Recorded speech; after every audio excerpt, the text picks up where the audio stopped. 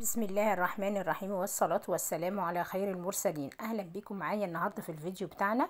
هنتكلم فيه عن حاجة كده، هو تخلي يعني جوزك يعشق ريحتك وانت جنبه على السرير، وانت قاعدة معاه في أوضة المعيشة، وانت قاعدة معاه في البيت، ولادك عايشين معاكي، اصحابك وانت ماشية معاهم في مشوار، او رحتي عند جيرانك، او جيرانك جم عندك، هيبقوا تبقي قاعدة كده جنبيهم شامين منك ريحة جميلة طالعة، هم مش عارفين انت هي بتغسل هدومها بايه، هي طب ريحتها حلوة كده ليه. بشوف ستات يعني ببقى شايفاهم كده ليهم ريحة ما شاء الله، بتشمي ريحتهم كده وهم واقفين جنبك. مش عارفة ربنا يصلح حالهم، يعني ما إن الملايكة بتتأذى من اللي بيتأذى منه ابن آدم. انت كده لما بتمشي ريحتك، هقول لكم كل الحاجات اللي انا بشوفها دي، ريحتك الملايكة يعني نشم كده هتبعد عنك، هتبقي ماشية كده مش معاك الملايكة. بسبب ايه؟ ان الريحة اللي انت فيها من العرق. المكونات بتاعتي هقولك عليها، وخصوصا في الصيف. انا اول حاجة، اول ازازة دي شفتوها، دي كانت ازازة زيت جونسون من الصيدلية بتجيبيها، دي اصغر ازازة، ودي ازازة مسك ابيض سايل، او لو انت مش لاقيه ازازة زيت مسك ابيض سايل، يبقى هتجيبي معايا ايه؟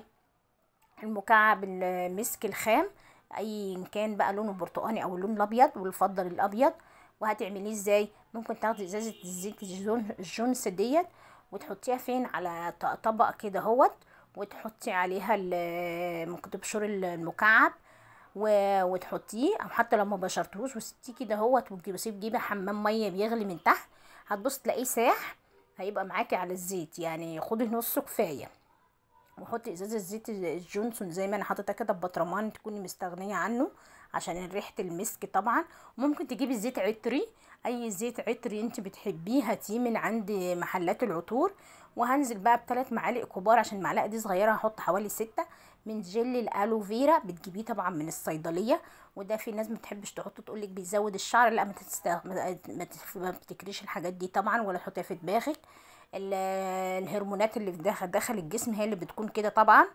فما فيش حاجه اسمها جل الصبار، بالعكس بيدي طراوه للجسم، وبيمنع ظهور التجاعيد وكرمشه الجلد بسرعه. هقلب بقى الثلاث حاجات دول مع بعض، اللي هم اللي انا نزلت بيهم. زيت الاول بزيت الجونسون و... ونزلت بالجل الالوفيرا، حطي معلقتين لثلاثه كده كبار. وهجيب بقى ايه؟ ازازه المسك بقى بتاعتي ديت، انا جايبه السايله بس تكون مضمونه طبعا، أو عشان انا بحب ريحه المسك الابيض، بيبقى ريحته جميله جدا. وبنزل بيهم عليهم ازازه مسك كفايه على ازازه الزيت الجونسون، ومعلقتين لثلاثه جل الصبار. دي بصراحه هيخلوا ريحه جسمك. طب هتستخدميه ازاي؟ بصي، فواحه كده ماشيه في البيت زي ما بيقول. تستحمي وتاخدي شاورك، وطبعا وتاخدي بعد كده ايه؟ التنشيفه كده، مش ما تقليش في التنشيفه او تنشفي قوي، يعني خليها نص تنشيفه كده. وبحط كده بختين 3 على ايديكي، وامسكي بقى جسمك كله كده هو مندي من فوق لتحت كده. بصي هتبقى ريحتك يمكن ما تحتاجيش ان انت تستخدمي مزيل عرق تاني، من جمالها. ممكن تحطيها يوم بعد يوم، هي بتفضل على الجسم وقت يعني ما شاء الله. بصي هتبقى حاجة ممتازة، تخليها عندك كده في حمامك واستخدميها. وانسي بقى ريحة العرق، وانسي الريحة بقى اللي هتبقي طالعة منك، انت هتعشقي نفسك. هتدهني بقى زي ما قلت لك، وجسمك مندي كده، وهتدعي لي بصراحه.